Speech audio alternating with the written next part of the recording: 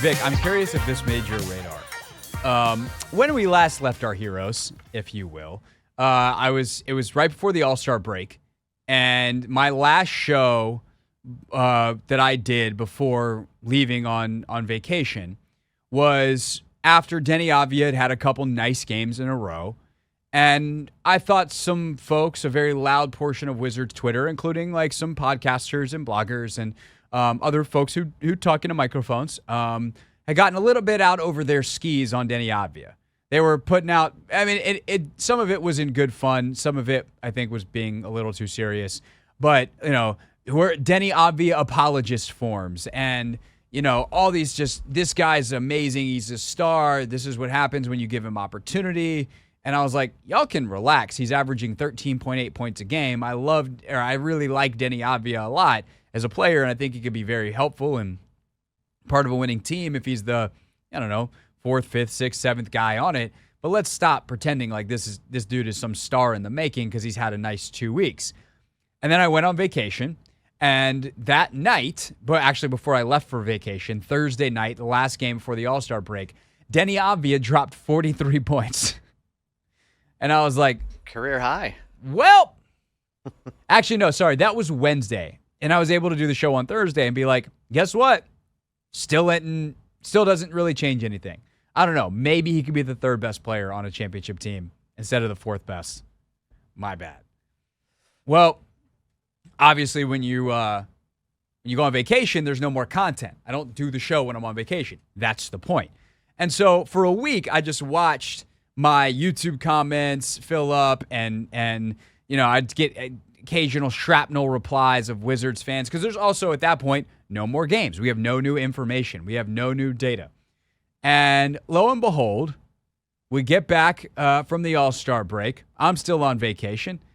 And the Wizards play their first game. And first of all, Vic, did you see any of the back and forth? How locked into Wizards Twitter are you? I'm not locked in. Okay. Not at all. Because it became a thing. I was a character on Wizards Twitter. Really? Yeah, which is fun.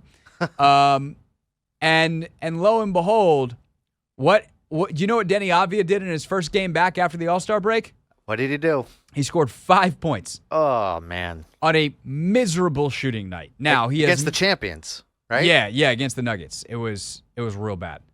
Yeah, got old nuggied by the Nuggets. Just rubbed it in. And you would think that would lead to me taking a victory lap, right? Right. But so this is my first show. This is my chance. Okay. Vic, prepare the parade for me. Prepare my victory lap. All right. Except for don't. Oh, okay. Because I think what happens is people want players to be on the extremes. They want players to be Patrick Mahomes or absolutely cannot play, bust, because then it's really easy, right? That dude's great. That dude sucks. It's an easier narrative than the vast majority of reality, which is it's really hard to be consistently great, and mediocrity doesn't look like 14 points and 4 rebounds every single night. It looks like 22 points and 8 rebounds some nights and 10 points and 2 rebounds the next. That fluctuation in play is something that messes with the narratives because it's not clean. It's not consistent.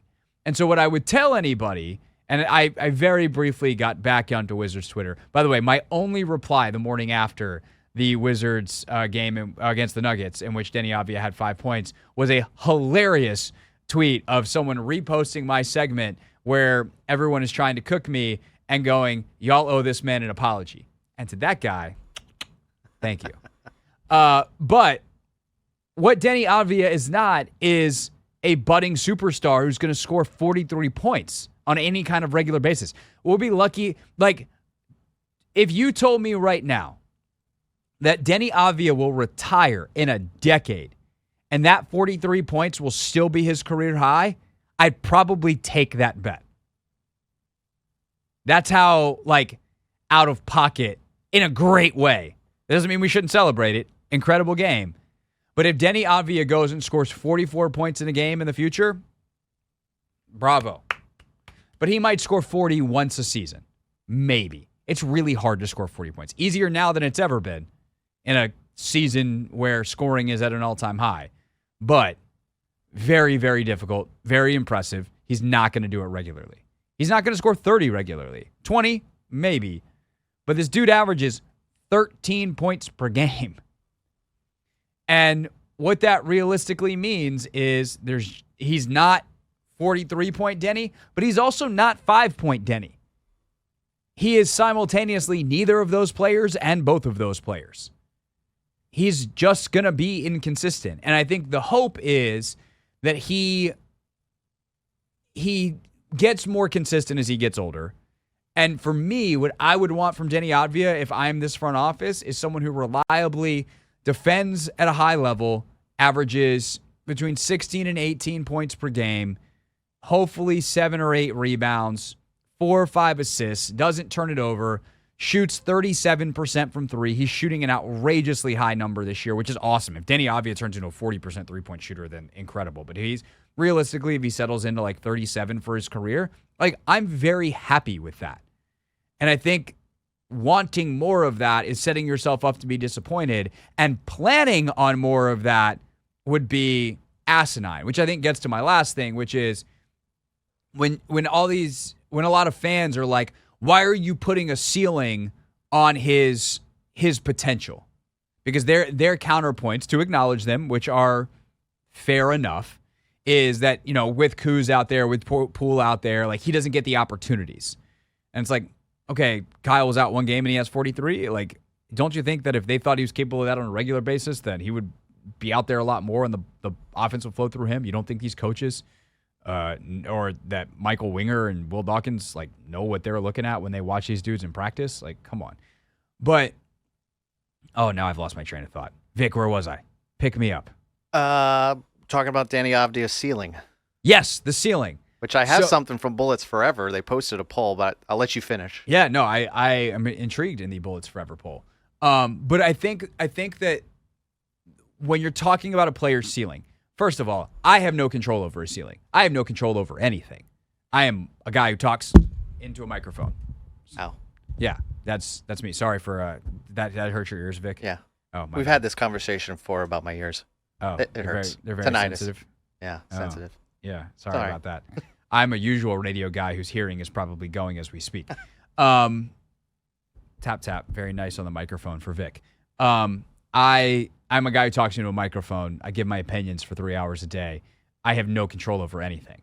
But as a franchise, if you plan on him reaching a ceiling that is higher than what is actually going to happen, then you plan differently. You draft differently. You sign free agents differently. You give opportunities and distribute them differently. And that's a very silly thing to do because then you wind up coming up short. So that's why it matters. What did the Bullets Forever poll say? Yeah, they asked, what is Deni Avdija's NBA ceiling? You have 3 choices. You could choose a solid playoff starter, an all-star, or he is close to his peak now. Which of those 3 would you vote? I would say he's a solid playoff starter. Solid playoff starter, then you are in the majority. 54% say that he is a solid playoff starter. 37 at All-Star, and 9% say he's close to his peak right now. That 37% needs to watch other NBA teams. Oh, they're only Wizard fans, so who knows? Maybe they just watch Wizards. Here's what I'm going to do. I'm going to do this in the break, and then we're going to have Chase Hughes on to talk about Deni and Jordan Poole, who's looked like a totally different player coming off the bench post-All-Star break. But here's what I'm going to do in the break. I'm going to look up Deni Avdija's stats as they stand right now for this year, and I'm going to see how many players, points, rebounds, assists have them. I'm going to guess there's a lot. Mm-hmm. So All-Star, no. I think Deni Avdija's level of player, no disrespect, very, very good, but is much more dime a dozen in the NBA. It's the Hoffman Show. We're on the Team 980. We'll talk about all of this with Chase Hughes next. Hey, this is DA, and you're listening to The Hoffman Show on the Team 980 and the Odyssey app.